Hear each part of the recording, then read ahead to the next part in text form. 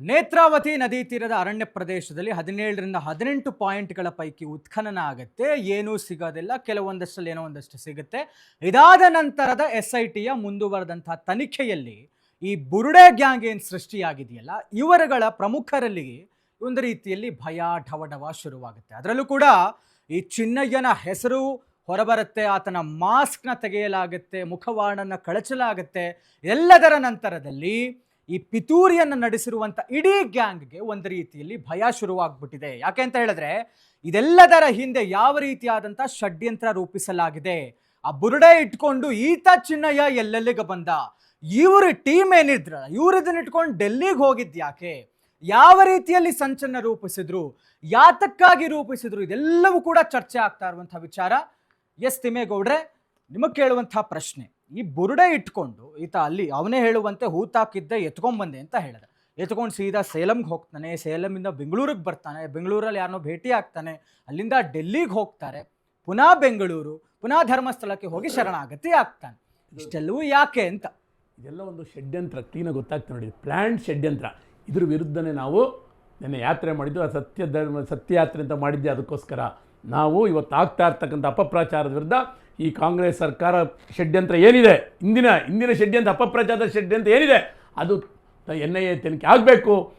ನಮ್ಮ ರಾಜ್ಯಕ್ಕೆ ಏನು ಕೇಳಿರ್ತಕ್ಕಂಥ ಕಳಂಕ ಅದು ನ್ಯಾಯದ ಪ್ರಕಾರ ಬರಲಿ, ನ್ಯಾಯವಾಗಿ ಈ ಸೌಜನ್ಯ ಆಗಿರ್ಬೋದು, ನ್ಯಾಯ ಸಿಗಲಿ, ಆ ನ್ಯಾಯ ಹೊರಗಡೆ ಬರಲಿರ್ತಕ್ಕಂಥದ್ದೇ ನಮ್ಮ ಒಂದು ಉದ್ದೇಶ ಇದ್ದಿದ್ದು. ನೆನೆ ಎಸ್ ಸರ್ ರವೀಶ್ ಅವರೇ, ಇದು ತುಂಬ ಹಾಸ್ಯಾಸ್ಪದವಾಗಿದೆ.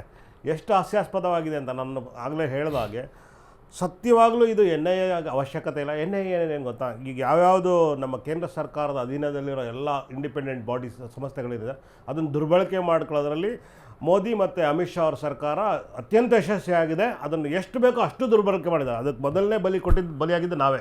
ನಮ್ಮ ಕೇಜ್ರಿವಾಲ್ ಅವ್ರಿಗೆ ಒಂದೇ ಒಂದು ಸಾಕ್ಷಿ ಇರಲಿಲ್ಲ, ಒಂದೇ ಒಂದು ಸಣ್ಣ ಸಾಕ್ಷಿ ಇರಲಿ, ಸುಮ್ಮನೆ ತೊಗೊಂಡಾಗ 6 ತಿಂಗಳು ಒಳಗಡೆ ಇಟ್ಟರು. ಸತ್ಯೇಂದ್ರ ಜೈನ್ ಅವ್ರು ಒಳಗಡೆ ಹಾಕಿದ್ರು, ಆಮೇಲೆ ಮನೀಶ್ ಸಿಸೋಡಿಯಾ ಅವ್ರು ಒಳಗಡೆ ಹಾಕಿದ್ರು. ಯಾರಿಗಾದ್ರು ಒಬ್ಬರಿಗೆ ಏನಾದ್ರು ಒಂದೇ ಒಂದು ಸಾಕ್ಷಿ ಇವತ್ತು ಕೊಟ್ಬಿಟ್ರೆ ನಾನು ಇವತ್ತೇ ಅವರಲ್ಲಿ ಕ್ಷಮೆ ಕೇಳ್ತೀನಿ. ಒಂದು ಸಾಕ್ಷಿ ಇಲ್ಲ ಅವರಿಗೆ, ಸುಮ್ಮನೆ ಏನಾದ್ರು ಇವ್ರದ್ದೇನು ಗೊತ್ತಾ, ಯಾರ್ಯಾರು ಪ್ರಬಲವಾಗಿ ಬೆಳೀತಾ ಇದ್ದಾರೆ ರಾಜ್ಯದಲ್ಲಿ ಇರ್ಬೋದು, ರಾಷ್ಟ್ರದಲ್ಲಿರ್ಬೋದು, ಅವ್ರನ್ನ ಹಿಂಬಾಗಲಿಂದ ಮಟ್ಟ ಹಾಕೋಕ್ಕೆ ಎಷ್ಟು ಬೇಕೋ ಅಷ್ಟು ಕುತಂತ್ರಗಳನ್ನ ಬಳಕೆ ಮಾಡ್ಕೋತಾರೆ. ED, CBI, NIA ಏನೇನು ಇದಾವಲ್ಲ ಸಾಂವಿಧಾನಿಕ ಸ್ವತಂತ್ರ ಸಂಸ್ಥೆಗಳು, ಅವರನ್ನೆಲ್ಲನೂ ದುರ್ಬಳಕೆ ಮಾಡ್ಕೋತಾರೆ. ಅವ್ರಿಗೆ ಎದುರಿಸ್ತಾರೆ. ಫಸ್ಟು ನೀವು ನಮ್ಮ ಪಕ್ಷಕ್ಕೆ ಬನ್ನಿ, ಅವನು ಹೋಗಿದ ತಕ್ಷಣ ಇಮ್ಮಿಡಿಯೇಟಾಗಿ ನಿರ್ಮಾ ವಾಷಿಂಗ್ ಪೌಡರ್ ಹಾಕ್ಬಿಟ್ಟು ಕ್ಲೀನ್ ಮಾಡಿದಾಗ ಮಾಡಿ ಬಂದುಬಿಡ್ತಾರೆ. ಒಂದು ವೇಳೆ ಆ ವ್ಯಕ್ತಿ ಏನಾದ್ರು ಅವ್ರ ಪಕ್ಷಕ್ಕೆ ಸೇರ್ಕೊಂಡಿಲ್ಲ ಅಂದರೆ ಅವನಿಗೆ ಇಲ್ಲೇ ಇರ್ತಕ್ಕಂಥ ಎಲ್ಲ ತನಿಖಾ ಸಂಸ್ಥೆಗಳನ್ನ ಅವ್ರ ಮೇಲೆ ಚೂ ಬಿಟ್ಬಿಟ್ಟು ಅವ್ರನ್ನ ಏನಾದ್ರು ಅಸಹಾಯಕರನ್ನಾಗಿ ಮಾಡಿಬಿಟ್ಟು ಕುಗ್ಗಿಸ್ಬಿಡ್ತಾರೆ. ಮಾನಸಿಕವಾಗಿ ಕುಗ್ಗಿಸ್ಬಿಟ್ಟು ಅವ್ರನ್ನ ಸರೆಂಡರ್ ಆಗೋ ಥರ ಮಾಡಬೇಕು, ಇಲ್ಲ ರಾಜಕೀಯ ಬಿಟ್ಟು ಹೋಗಬೇಕು. ಅದನ್ನು ಮಾಡೋರಲ್ಲಿ ಇವರು ನಿಸ್ಸೀಮರಿದ್ದಾರೆ, ಯಶಸ್ವಿನೂ ಆಗಿದ್ದಾರೆ ಅದರಲ್ಲಿ. ಉದಾಹರಣೆಗೆ ಹೇಳ್ತೀನಿ ನಿಮಗೆ, ನಮ್ಮ ಸತ್ಯೇಂದ್ರ ಕಾಂಗ್ರೆಸ್ ಅವ್ರಿಗೆ ಏನು ನೋಡ್ರು, ಇದಕ್ಕೇನು ಸಂಬಂಧ ಇದೆ ಧರ್ಮಸ್ಥಳಕ್ಕೆ? ಅದೇ ಸರ್, ಈಗ ಧರ್ಮಸ್ಥಳದ ವಿಷಯದಲ್ಲಿ ಹೆಂಗಂದ್ರೆ ಇವ್ರು ಏನು ಗೊತ್ತಾ, ಅವ್ರಿಗೆ ಪೊಲಿಟಿಕಲ್ ಅಜೆಂಡಾ ಬೇಕು. ಈಗ 136 ಸೀಟು ಕಾಂಗ್ರೆಸ್ ಗೆದ್ದಿದ್ದಾರೆ, ಅವರು ದಿನೇ ಅವ್ರ ಸಂಖ್ಯೆ ಕಡಿಮೆ ಆಗ್ತಾ ಇದೆ. ಅವ್ರಿಗೇನು ಬೇಕು ಅಜೆಂಡಾ, ಧರ್ಮನೇ ಅವ್ರಿಗೆ ಮುಖ್ಯವಾದ ಅಜೆಂಡಾ. ಈಗ ಅವರಲ್ಲಿ ಏನೇನು ಭರವಸೆಗಳನ್ನ ಕೊಟ್ಟಿದ್ರು ರಾಜ್ಯದಲ್ಲಿ, ರಾಷ್ಟ್ರದಲ್ಲಿ, ನಾವು ರಾಮ ಮಂದಿರ ನಿರ್ಮಾಣ ಮಾಡ್ತೀವಿ ಮಾಡಿದ್ರು, ಅದು ಯಶಸ್ವಿ ಆದರು, ತುಂಬ ಚೆನ್ನಾಗಿ ಯಶಸ್ವಿ ಅದು. ಅದನ್ನು ಎಲ್ಲರೂ ಒಪ್ಕೋಬೇಕು, ನಾವು ಒಪ್ಕೋತೀವಿ. ಅದೇ ರೀತಿ ಆರ್ಟಿಕಲ್ 370 ತೆಗೆದ್ರು, ಅದು ಒಳ್ಳೆ ಕೆಲಸ ಮಾಡಿದ್ದಾರೆ. ತ್ರಿಬಲ್ ತಲಾಕ್ ತೆಗೆದ್ರು, ನಾನು ಒಳ್ಳೆಯದನ್ನು ಹೊಗಳ್ತಾ ಇದ್ದೀನಿ, ನಾನು ಒಳ್ಳೆಯದನ್ನು ಮಾಡಿದ್ದಾರೆ. ತ್ರಿಬಲ್ ತಲಾಕ್ ತೆಗೆದ್ರು, ಅಲ್ಲಿನ ಮುಸ್ಲಿಂ ಮಹಿಳೆಯರಿಗೆ ಆಗ್ತಾ ಇರ್ತಕ್ಕಂಥ ಅನ್ಯಾಯನ ತಡೆಗಟ್ಟರು, ಒಳ್ಳೆ ಕೆಲಸ. ಇವಾಗ ಅವ್ರ ಹತ್ರ ಬೇರೆ ಯಾವುದೂ ಅಜೆಂಡಾ ಇಲ್ಲ ರಾಷ್ಟ್ರದಲ್ಲಿ. ನೆಕ್ಸ್ಟ್ ಚುನಾವಣೆಗಳಲ್ಲಿ ಅವ್ರ ಹತ್ರ ಬೇರೆ ಯಾವುದೋ ಅಜೆಂಡಾ ಇಲ್ಲ. ಅಲ್ಲಲ್ಲ, ಬರೋ ದಿನಗಳಲ್ಲಿ ಅವ್ರು ಇವಾಗಿಂದ ತಯಾರಿ ಮಾಡ್ಕೋತಾರೆ. ಅವ್ರು ಯಾವಾಗಲೂ ಏನು ಗೊತ್ತಾ, 3 ವರ್ಷ 4 ವರ್ಷ ಅಜೆಂಡಾ ಅವ್ರದ್ದು, ಪ್ರೀ ಪ್ಲಾನ್ಡ್ ಅವ್ರು ಯಾವಾಗಲೂ.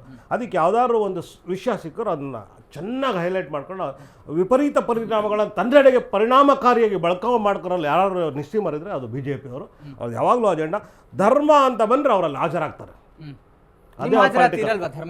ಸರ್, ನಾವು ಅಷ್ಟು ಏನಂದರೆ ಗಲಭೆ ಸೃಷ್ಟಿಸುವಂಥ ಕೆಲಸಗಳನ್ನ ನಾವು ಯಾವತ್ತೂ ಮಾಡಿಲ್ಲ. ಯಾವತ್ತೂ ನಾವು ದೇವರಲ್ಲಿ ನಂಬಿಕೆ ವಿಶ್ವಾಸ ಇಟ್ಟುಕೊಂಡು ಭಕ್ತಿ ಭಾವನೆಗಳನ್ನ ಕೆಲಸ ಮಾಡ್ತೀವಿ. ನಿಮಗೆ ಎಲ್ಲೆಲ್ಲ ಅನ್ಸಿದ್ಯಾ ಈ ತರದ ವಿಚಾರದಲ್ಲಿ ಗುರುತಿಸ್ಕೊಂಡು ಐಡೆಂಟಿಟಿ ಕ್ರಿಯೇಟ್? ಸರ್, ನಾನು ನಿಮಗೆ ಸತ್ಯ ಹೇಳ್ತೀನಿ, ನಮಗೆ ಈಗ ಅಷ್ಟು ಶಕ್ತಿ ಇಲ್ಲ. ನಾನು ಒಪ್ಕೋಬೇಕು, ಯಾವಾಗಲೂ ಸತ್ಯದ ಪರವಾಗೇ ಹೋಗ್ಬೇಕು ಯಾವಾಗಲೂ. ಈಗ ರಾಜ್ಯದಲ್ಲಿ ನಮ್ಗೆ ಅಷ್ಟು ಶಕ್ತಿ ಇಲ್ಲ. ನಾವು ಅಂತಂದು ಒಂದೊಂದೇ ಹೆಜ್ಜೆ ಇಟ್ಕೊಂಡ್ಬರ್ತಾ ಇದ್ದೀವಿ. ಮುಂದಿನ ದಿನಗಳಲ್ಲಿ ನಾವು ಶಕ್ತಿ ಮೀರಿ ಸಾಂವಿಧಾನಿಕವಾಗಿ ಪ್ರಾಮಾಣಿಕತೆಯಿಂದ ಹೋರಾಟ ಮಾಡ್ತೀವಿ ಹೊರತು ಧರ್ಮನ ದುರ್ಬಳಕೆ ಮಾಡಿಕೊಂಡು ಧರ್ಮದರಗಳ ಮಧ್ಯೆ ಜಗಳ ತಂದುಬಿಟ್ಟು ನಾವು ಅಧಿಕಾರಕ್ಕೆ ಬರೋಂಥ ಕುತಂತ್ರ ಕೆಲಸ ನಾವು ಮಾಡಲ್ಲ. ನಾವು ಯಾವತ್ತೂ ಸತ್ಯ ಧರ್ಮ ಸಂವಿಧಾನದ ಪ್ರಕಾರನೇ ಹೋಗ್ತೀವಿ ಹೊರತು ಸಂವಿಧಾನದ ಬಿಟ್ಟು ನಾವು ಹೊರಗಡೆ ಹೋಗಿ ಕೆಲಸ ಮಾಡಲ್ಲ. ಇದು ನನ್ನ ವೈಯಕ್ತಿಕ ಮತ್ತು